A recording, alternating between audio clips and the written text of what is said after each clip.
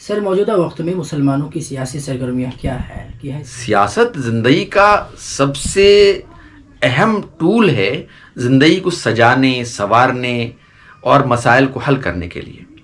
لیکن سیاست کرنے کے لیے سیاسی بصیرت، سیاسی شعور کا ہونا ضروری ہے. دیکھا یہ جاتا ہے کہ ہمارے اندر ایک بار محمد صلی اللہ علیہ وسلم سے کسی نے پوچھا کہ یہ قیصر و کسریٰ کی قوم کیسے باقی رہے گی، تو کہا کہ ان کے اندر دو صفت پائی جاتی ہے، حلم اور انات.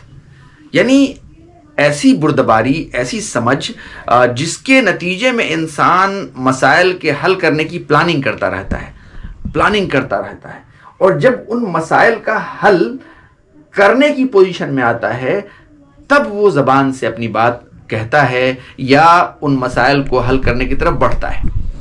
عجیب مسئلہ یہ ہے کہ ہم میں کا ہر شخص جس نے کسی موضوع پر 2 کتاب نہیں پڑھی ایمانداری سے، یا تھوڑا بہت کچھ تقریریں سن لی ہے، کوئی جذباتی تقریریں سن لی ہے، یا کسی شخص سے متاثر ہو گیا ہے، اس کی زبان بولنے لگتا ہے.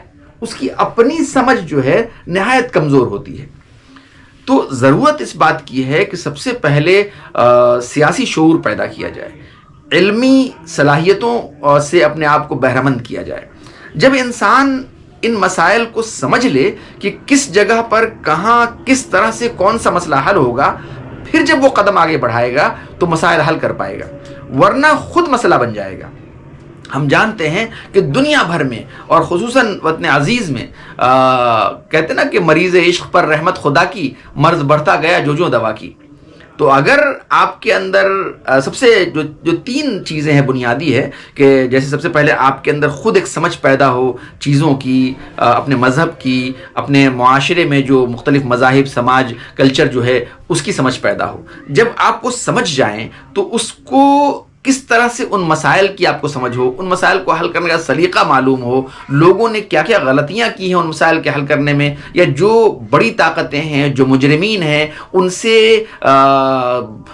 سے ڈیل کرنے کا سلیقہ آپ کو آ جائے، پھر جب آپ قدم بڑھائیں گے ایک ایک قدم. یہاں تو ہر شخص نیتا بننا چاہتا ہے، کوئی ساتھ چلنے کے لیے تیار نہیں ہے.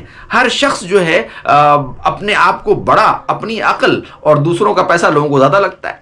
تو بہتر یہ ہے کہ جو کچھ بھی نعمتیں، جو کچھ بھی صلاحیتیں آپ کے اندر ہیں، چھوٹی چھوٹی چیزوں کو کرنے کی کوشش کریں اور اس کو ہمیشہ کریں. جب ایسے ہزاروں لوگ پیدا ہو جائیں گے تو امکان ہے کہ ایک مثبت رزلٹ کی طرف ہم بڑھیں گے.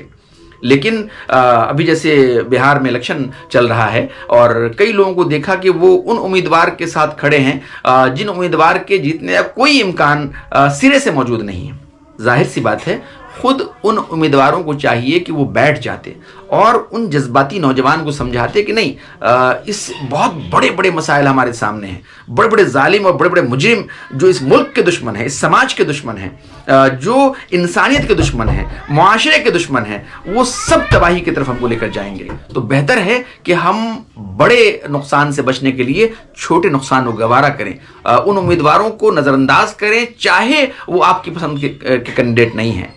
بہتر ہے کہ ہم صحیح رخ اپنائیں، سیاسی بصیرت کو سمجھیں، پولیٹیکل سائنس اور مختلف جو نظریات ہیں اس کو پڑھ کر پھر کوئی رائے بنائیں. جذباتی انداز میں کوئی رائے نہ بنائیں، ورنہ کبھی کوئی مسئلہ حل نہیں ہوگا. صرف آپ مسائل کو الجھائیں گے اور پرابلم کی وجہ بنیں گے.